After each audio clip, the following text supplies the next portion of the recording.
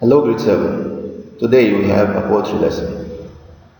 Our poem today is called Great, Wide, Beautiful, Wonderful World. It's a poem by W.B. Yeats. So let's start reading the first two stanzas.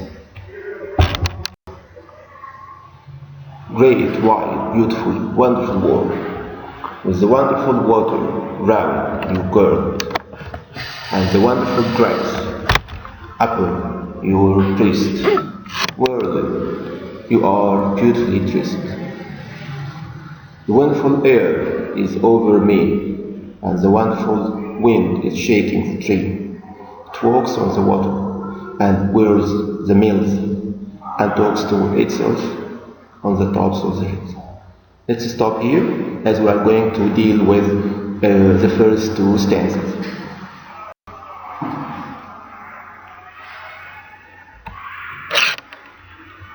So let's start with some brief notes about the poet. Our poet is called W.B. Yeats. So he was a famous English poet.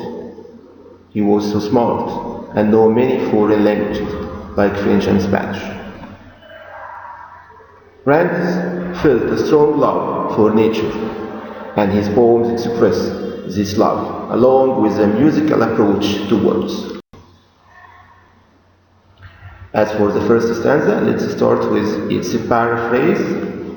Here the poet talks about the beauty of the world and how it's large and great. So he compares the world to someone who is dressing well. Rand says that the world wraps itself in beautiful grass and big oceans like a person dressed in beautifully clothes. The green grass covers the world, just as clothes cover human.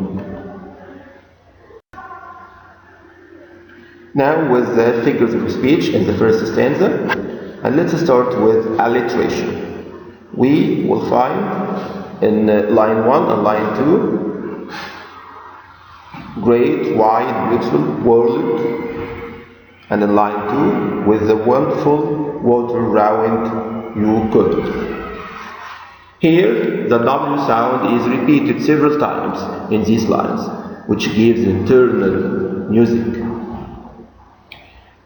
Also, we have personification here in the first stanza.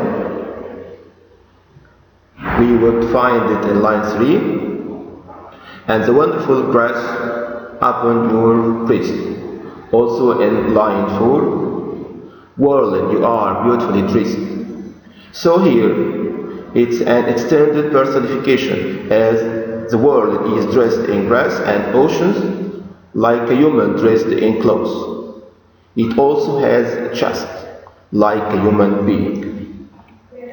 Also, there is a repetition here in lines 1, 2, and 3, as the word wonderful is repeated 3 times. Finally, with the rhyme scheme, it goes A, B, B. Now, let's go to the second stanza, and let's start with the paraphrase. Here the poet thinks that the natural world is large and beautiful. He is impressed by the wind, which makes the trees shake, causes waves, and moves the mills to grind the grain. And when the wind blows up and around the mountains, it makes a noise as if it were talking to itself.